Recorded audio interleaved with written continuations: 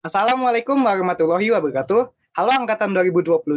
Perkenalkan, aku Sakif Ramdhaniarha dari Aktuaria IPB. Aku lulusan 12 Angkatan 2020.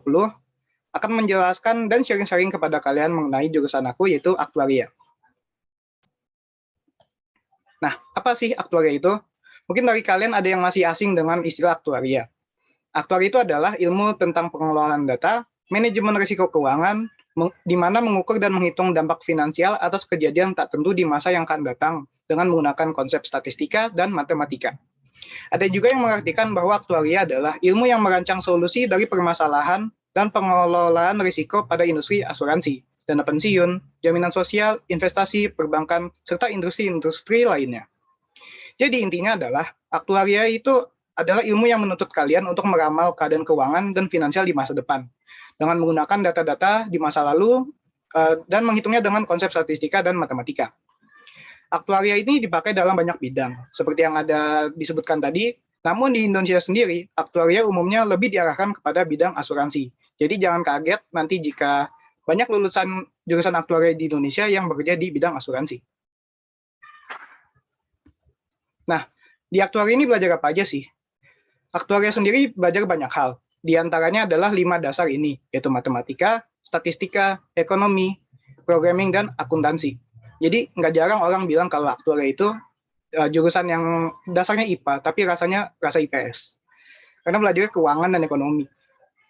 Matkul-matkulnya sendiri terdiri dari berbagai bidang, tergantung universitas masing-masing. Jadi mungkin sama kita belajarnya, namun beda nama matkulnya.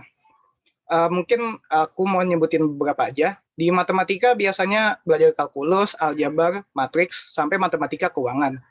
Untuk statistika sendiri belajar peluang, regresi, dan peramalan data.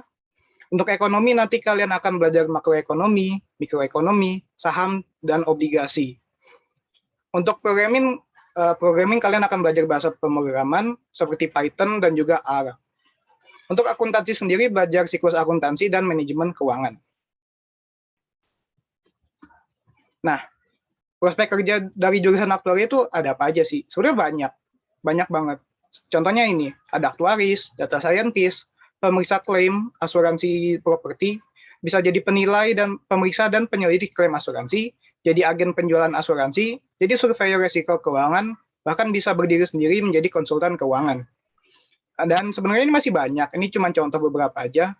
Namun seperti yang udah aku bilang tadi, di Indonesia ini aktuaria umumnya diarahkan kepada bidang asuransi. Jadi banyak contoh-contoh di sini adalah pekerjaan pada bidang asuransi. Nah, aktuaria itu ada di mana aja sih?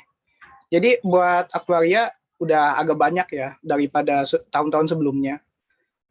Di Universitas Negeri sendiri ada di IPB, UI, ITB, ITS, UGM, UB, ITERA, UNPAD, dan UNHAS. UB ini masih baru, masih angkatan 2.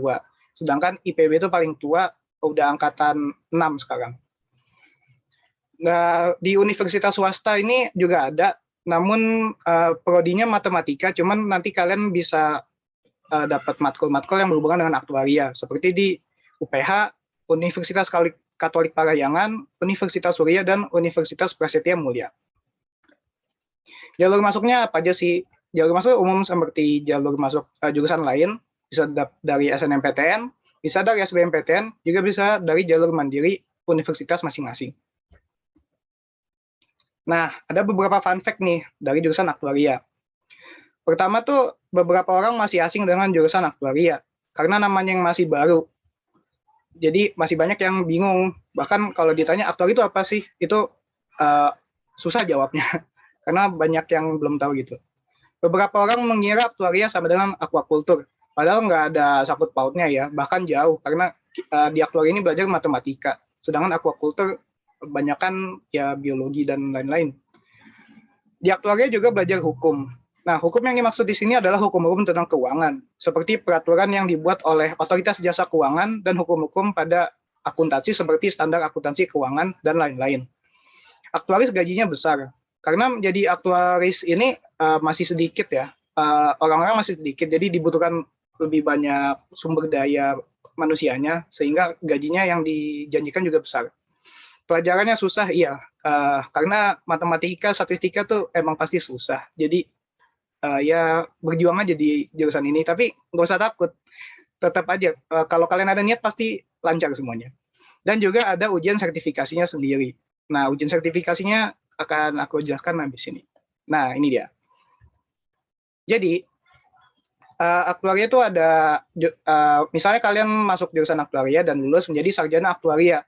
Kalian belum tentu bisa jadi aktuaris. Kenapa? Kalau mau jadi aktuaris, kalian harus ikut ujian sertifikasinya.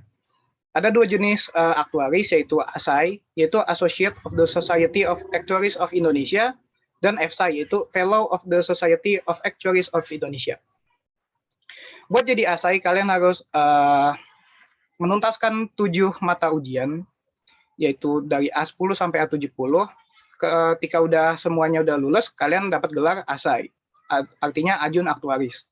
Nah, untuk melanjutkan ke FSI, kalian harus nambah 3 ujian lagi, yaitu F10, F20, dan memilih salah satu dari mata ujian yang ada di bawah ini, F31 sampai F34.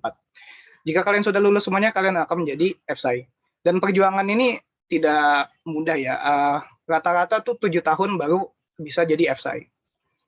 Tapi balik lagi, ketika kalian ada niat, pasti dilancarkan.